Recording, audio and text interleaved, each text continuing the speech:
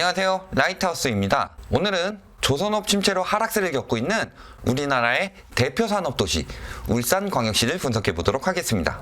최근 조선업 활성화로 도시가 다시 살아날 수 있을지 전망을 같이 보시겠습니다. 울산은 1962년 공업특정지구로 지정되면서 산업도시로 발전하기 시작합니다. 따라서 울산의 발전은 산업단지를 중심으로 발달하기 시작하는데요. 그렇기 때문에 울산의 부동산 시장은 산업 경기에 영향을 많이 받게 되죠. 울산의 핵심 기업은 조선업 중심의 현대중공업과 현대자동차, 그리고 SK 정유공장이 있죠. 현대조선소와 자동차는 단일 규모로 세계 최대 규모의 공장이며 SK 울산 정유공장 역시 세계 3위 규모의 대형 공장입니다. 울산은 이 중에서 특히 조선업에 대한 의존도가 높은 도시입니다. 하지만 울산의 산업은 최근 부진을 겪고 있는데요. 현대자동차의 경우 2015년부터 꾸준한 하락세를 보이고 있고, 핵심 산업인 조선업의 경우도 2015년부터 사업 부진을 이유로 전체 인원의 30%에 달하는 8,600명이 해고되고, 하청 노동자도 22,000여 명을 줄일 정도로 침체기를 겪고 있습니다. 그러다 보니 주변 다른 기업에까지 여파가 미치게 되는데요. 특히 조선업의 불황으로 인한 현대중공업의 침체로 인근의 하청업체까지 피해를 보기 시작하면서 울산 산업 전반적으로 큰 침체기가 오기 시작합니다. 이에 대한 증거로 울산의 기업경기 지수를 보면 작년 5월에 80일까지 올라갔으나 지금은 69까지 떨어질 만큼 점점 더 나빠지고 있습니다. 이러한 산업단지 경기 침체로 인해서 현재 울산의 부동산은 하락세를 겪고 있습니다. 울산 부동산의 하락세는 크게 세 가지의 이유가 있는데요. 첫 번째는 앞에서 이야기했듯이 조선업 중심의 산업 불황으로 인해 나타나는 수요 급감입니다. 현재 울산의 경제활동 인구를 보시면 약 58만 5천 명입니다. 2017년 6월에 61만 2천여 명으로 정점을 찍은 후 2018년 5월과 10월에 잠깐 반짝했으나 꾸준히 하락 중입니다. 현재는 2015년 3월 이후 최저의 고용 인원을 보이고 있으며 고용률도 57.1로 2001년 수준까지 뚝 떨어졌습니다. 즉, 재작년에 비해 약 2만 7천여 명의 인원이 감축되었다는 뜻인데요. 이에 따라 인구도 매달 800명에서 1000명씩 줄어들고 있으며 감소세가 점점 더 커져가고 있습니다. 가구 수는 어떨까요? 1, 2인 가구가 늘어나고 있는 지금에도 세대수 증가율의 감소가 눈에 띄게 보이고 있습니다.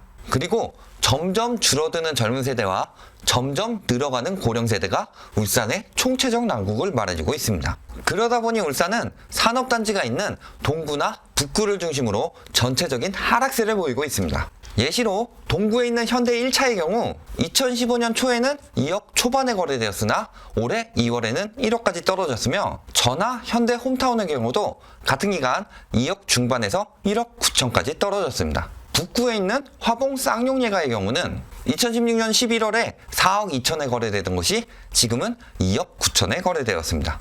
두 번째 문제로는 미분양 물량 증가입니다. 2015년 중순 100세대 미만이었던 울산의 미분양이 산업 부진과 함께 2016년 5월에는 1600세대까지 증가합니다. 2016년 말까지 500세대로 줄어드는 듯 하였으나 다시 최근에 1000세대까지 늘어나게 됩니다. 특히 이 중에서 악성 미분양이라고 불리는 중공업 미분양도 작년 12월 118세대에서 올해 1월 215세대로 82.2%나 증가한 만큼 부동산 경기는 점점 더 안 좋아지고 있습니다. 세 번째 문제로는 공급 과잉입니다. 최근에 울산 아파트 수요 공급을 보면 세대수는 약 3천여 세대씩 증가하고 멸실은 연간 약 500세대 정도, 그리고 공급은 올해만 무려 10,000세대입니다. 즉, 수요 감소와 공급 과잉이 동시에 나타나고 있습니다. 이는 점점 늘어가고 있는 울산의 주택 보급률만 봐도 알 수 있죠.